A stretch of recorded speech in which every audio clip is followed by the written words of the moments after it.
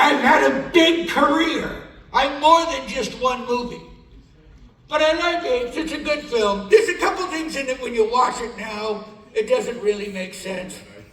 I don't know when the last time you watched it was, but there's one scene, and if you haven't seen the movie, you're not going to get this joke. So now might be a great time to check your phone.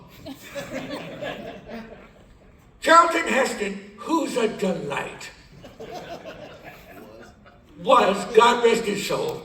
I'll tell you one thing about him, whiz in the kitchen. That man could make an ambrosia salad that would knock your false teeth out. He should have worn a conical hat with a half moon and a star on it, because you get him in the kitchen and he was a warlock. So there's a scene in the movie where he's talking to Nova.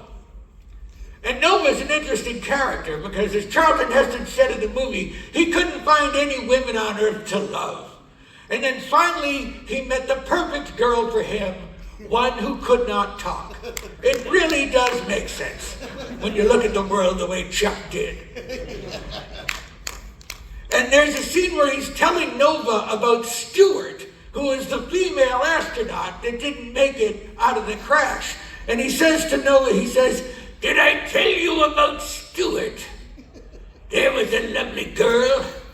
She was to be the new Eve. With our hot and eager help, of course."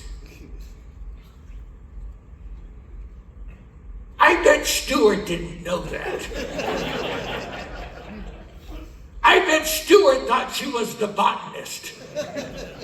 And then there was going to be a terribly awkward moment. Well, let's crack the seal on Operation New Eve and see what we have to do. Orders are orders.